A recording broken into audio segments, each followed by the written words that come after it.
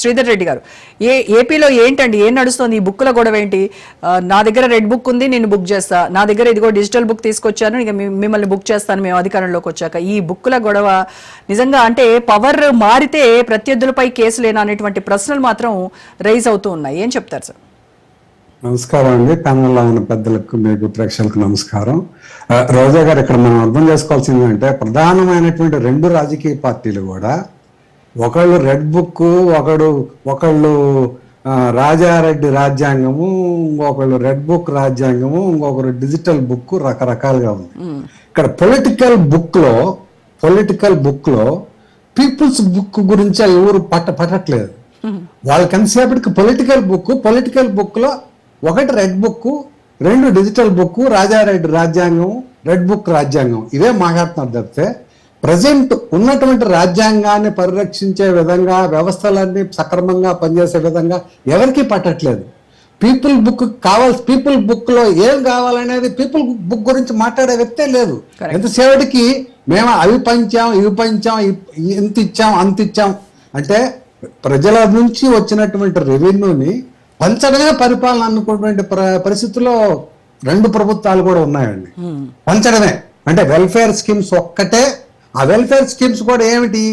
ఇక్కడ ఏమైతే ఎలక్షన్ మేనిఫెస్టోలో ఆయన నవరత్నాలని పెట్టినా, ఈ ప్రభుత్వం సూపర్ 6 అని పెట్టినా, కేవలం ఆ పెట్టినటువంటి మాటల్ని, కమిట్మెంట్లని హానర్ చేయడంలో భాగంగా ఈ పంచే కార్యక్రమం, బటన్ నొక్కడమో, లేకపోతే ఇంటింటికి వెళ్ళడమో, పెన్షన్లు ఇవ్వడమో. ఇప్పుడు ఓల్డ్ ఏజ్ పెన్షన్లు పెంచారు, 3,000 నుంచి 4,000, సంతోషమే. ఓల్డ్ ఏజ్ పెన్షన్ జెన్యూన్ 100% ప్రతి దేశంలో అవలంబించే విధానం అది. మన రాష్ట్రంలో, ఈ దేశంలోనే అత్యధికంగా ఓల్డ్ ఏజ్ పెన్షన్ ఇస్తున్నారు. గర్వించదగ్గ విషయం, ఓల్డ్ ఏజ్ పెన్షన్స్ వరకు జెన్యూనే. దానిలో ఏమి దాన్ని ప్రతి నెలా ప్రచారం చేసుకోవాల్సిన అవసరం లేదు. పంచుతున్నారు, ఓకే, ప్రతి నెలా ప్రచారం చేసుకోవాల్సిన అవసరం లేదు. ఒకటి. రెండు, మిగతా కార్యక్రమాలు ఏవైతే ఉన్నాయో, ఈ ఆటోల వాళ్ళకి కావచ్చు, బస్సుల్లో ఫ్రీ కావచ్చు, మిగతా వెల్ఫేర్ స్కీమ్స్ ప్రజలకి అవసరమైనటువంటి విద్యా వైద్యం విషయంలో కార్పొరేట్ విద్య, కార్పొరేట్ వ్యవసాయం రాజ్యం వెళ్తుండే రోజుల్లో కార్పొరేట్ విద్యని ప్రజలకు చేరువల కార్పొరేట్ విద్య గవర్నమెంట్ పాఠశాలలో ఉన్నటువంటి విద్య. ఇప్పుడు ప్రభుత్వ పాఠశాలలు ఎలా ఉన్నాయి, విద్యా నాణ్యత ప్రమాణాలు ఎలా ఉన్నాయి, ప్రభుత్వ వైద్యశాలలు ఎలా ఉన్నాయి, ప్రభుత్వంలో నాణ్యమైన వైద్యం చెందుతుందా, విద్యా వైద్యం విషయంలో పూర్తి స్థాయిలో ఆ ప్రభుత్వమైనా కావచ్చు, ఆ ప్రభుత్వం నాడు నేడు అని హంగులు ఏర్పాటు చేసిన తప్పితే వాళ్ళకు జగనన్న బూట్లు కానుంచి, యూనిఫామ్ల కానుంచి వీటి మీద, హంగుల మీద ఆధారపడున్నారు తప్పితే ఎంతసేపటికి అక్కడ ఏ మేరకు విద్య అందుతుంది.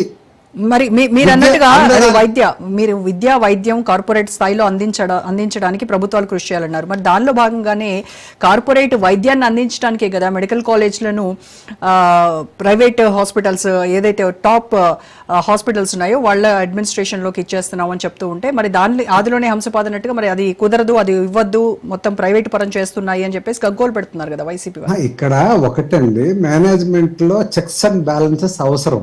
17 మెడికల్ కాలేజీలు శాంక్షన్ అయినప్పుడు 7 కాలేజీలు ఆల్మోస్ట్ పూర్తయిన తర్వాత 10 కాలేజీలకి ఒక 5,000 కోట్లు 6,000 కోట్లు ఇన్వెస్ట్ చేయాల్సిన పరిస్థితుల్లో వీటిని రాబోయేటువంటి 10 కాలేజీలని కార్పొరేట్ చేతుల్లో పెట్టడం ఏ మేరకు కూడా కరెక్ట్ కాదు. బేసిక్గా ఇక్కడ ఏంటంటే టోటల్ మన బడ్జెట్లో 3 లక్షల కోట్ల రూపాయల బడ్జెట్లో ఒక 5,000 కోట్ల రూపాయలు 10 మెడికల్ కాలేజీకి పెట్టాల్సినటువంటి పెట్టిన తర్వాత రేపు పొద్దున ప్రభుత్వం నడిపే ప్రక్రియలో చెక్స్ అండ్ బ్యాలెన్సెస్ ఉండాలంటున్నాను.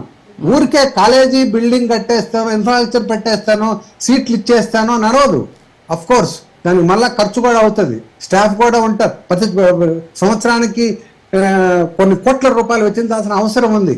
కానీ అది ప్రజలకు అందుతుందా లేదా, ఆ యొక్క మెడికల్ కాలేజీ హాస్పిటల్లో మందులు సఫిషియెంట్గా ఉన్నాయా లేవా, ఇవి ఆల్రెడీ నడిచేటువంటి కాలేజీల్లోనే సఫిషియెంట్గా మెడిసిన్స్ కావచ్చు, అవసరమైనటువంటి ఎక్విప్మెంట్ కావచ్చు, ఇవన్నీ షార్టేజ్లో ఉండేటప్పుడు ఊరికే ఇప్పుడు కాలేజీలు పెంచుకుంటూ పోయినందువల్ల ఉన్నవే సక్రమంగా నడవడం లేదండి.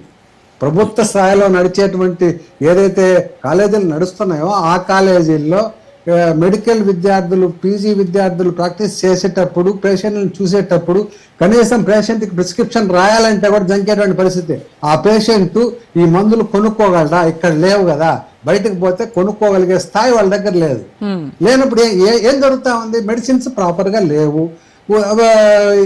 విద్య ఇప్పుడు పీజీ మెడికల్లో ఒక విద్యార్థి, ఒక ప్రెగ్నెంట్ ఉమెన్ కావచ్చు, చిల్డ్రన్ కావచ్చు, ఆర్థోపెడిక్ అన్ని విభాగాల్లో కూడా కావాల్సినటువంటి మందులు కావచ్చు, ఎక్విప్మెంట్ కావచ్చు, ఏమీ లేకుండా ఈ విద్యార్థి ఎలా నేర్చుకోవాలి, ప్రొఫెసర్లు ఏం ప్రిస్క్రిప్షన్ రాయాలి అనేటువంటి అగమ్య గోచరంగా ఇప్పుడు ఒక పర్ఫెక్ట్ మైండెడ్ పర్సన్ ఎవరన్నా ఉంటే కళ్ళ ముందలే వాళ్ళ ప్రాణాలు పోతా ఉంటే మనం ఏమీ చేయలేని నిస్సహాయ స్థితిలో ఉంటే ఆ స్టూడెంట్స్ కూడా విలువలాడేటువంటి పరిస్థితి అండి. బేసిక్గా ఇక్కడ ఒకటేంటంటే మనం అబ్జర్వ్ చేయాల్సిన రోజా గారు, ప్రజలకి అంటే పీపుల్ బుక్ గురించి ఎవరు ఆలోచించట్లేదు. డిజిటల్ బుక్, రెడ్ బుక్ అంటున్నారు తర్వాత పీపుల్ బుక్ లో ఏంది, పీపుల్కి కావాల్సినటువంటి నాణ్యమైన విద్య, నాణ్యమైన వైద్యం అందుతుందా లేదా? నాణ్యమైన విద్య ఎక్కడ అందుతుంది? ఈనాడు ఇంజనీరింగ్ కాలేజీల్లో ప్రతి ఒక్కరు ఇంజనీర్ అయిపోతున్నారు. ఆ ఇంజనీరింగ్ లో నుంచి బయటకు వచ్చినటువంటి వ్యక్తుల్లో 10% వ్యక్తులు స్టూడెంట్స్ దగ్గర మాత్రమే వాళ్ళ దగ్గర క్వాలిటీ ఎడ్యుకేషన్ ఉంది. 90% స్టూడెంట్స్ ఎందుకు పనికి రాకుండా పోతారు. వాడు ఇంజనీరు, బట్ మినిమం నాలెడ్జ్ కూడా లేకుండా వేరే ఉద్యోగాలు చేయలేక, ఇంజనీర్ ఉద్యోగం రాక చదువు అతనికి శాపంగా మారిపోయిందండి. చదువు శాపంగా మారిపోయింది. చాలా మంది గ్రాడ్యుయేట్స్ కావచ్చు, ఇప్పుడు వృత్తి విద్యా కళాశాలలు ఉండే గతంలో అవన్నీ నిర్వీర్యం అయిపోయినాయి. ఐటీఐ కానీ పాలిటెక్నిక్ కానీ ప్రోత్సాహకాలే లేవు.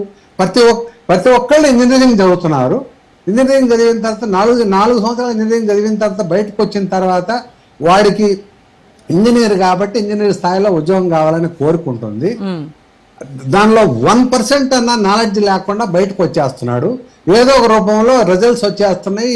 10th క్లాస్ రిజల్ట్స్ కావచ్చు, ఇంటర్మీడియట్ రిజల్ట్స్ కావచ్చు, ఇంజనీరింగ్లో ఫలితాలు కావచ్చు. ఒక ఇంజనీర్గా బయటపడినటువంటి ఎంతమంది ఇంజనీరింగ్ విద్యార్థులు జాబ్లెస్గా ఉన్నారు. దానికి ఏమంటారు, మేము సంపద సృష్టిస్తున్నాము, ఫ్యాక్టరీలు తీసుకొస్తున్నాము, ఎంప్లాయ్మెంట్ క్రియేట్ చేస్తున్నాము. ఎస్, ఎంప్లాయ్మెంట్ క్రియేషన్ అనేది అవసరమే. కాకపోతే ఆ ఎంప్లాయ్మెంట్ క్రియేషన్లో భాగంగా ఇక్కడ మన రాష్ట్రంలో నాణ్యమైన విద్య అందించినప్పుడే కదా ఈ విద్యార్థి అందుకోగలడు. ఆ నాణ్యతా ప్రమాణాలు లేనటువంటి విద్యార్థులను పెట్టుకొని నువ్వు కంపెనీలను ఆహ్వానించినప్పుడు ఆ కంపెనీలు గ్లోబలైజ్డ్ వరల్డ్లో వాళ్ళకు నచ్చినా, వాళ్ళు మెచ్చినా, వాళ్ళకి ఎవరైతే నాణ్యతా ప్రమాణాలు ఉన్నాయో వాళ్ళనే రిక్రూట్ చేసుకుంటారు. కానీ ఇక్కడ స్థానికంగా ఇంజనీర్ అయిన గ్రాడ్యుయేట్ని రిక్రూట్ చేసుకునే అవసరం కూడా వాళ్ళకి లేదు. వ్యాపారంలో ఉండేటప్పుడు, ఒక ఫ్యాక్టరీ నడిపేటప్పుడు ఆ ఫ్యాక్టరీలో నాణ్యతా ప్రమాణాలు కావాలన్న ఇంజనీర్లే కావాలని కోరుకుంటారు తప్పితే ఏమాత్రం నాలెడ్జ్ లేని తీసుకోవాలని ఎవరు అనుకోరు కదా.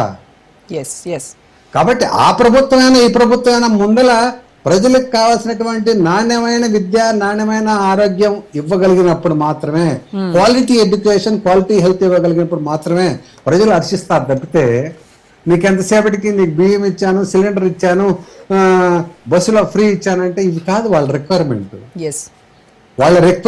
వాళ్ళ పిల్లలు ఫ్రీగా చదువుకొని ఆ చదువు నాణ్యమైన విద్యను కలిగి ఉండాలా, రేపు పొద్దున టాలెంటెడ్గా రావాలా, ఆ విద్య ద్వారా అతనికి ఉపాధి దొరకాలి. రైట్ అండి.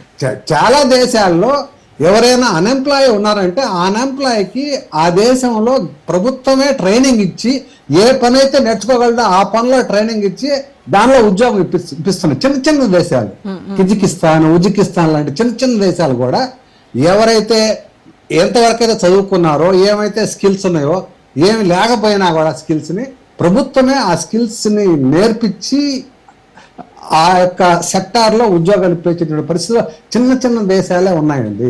అదే కదా యాక్చువల్గా ప్రజలకు కావాల్సింది కూడా అదే కదా. ఎస్.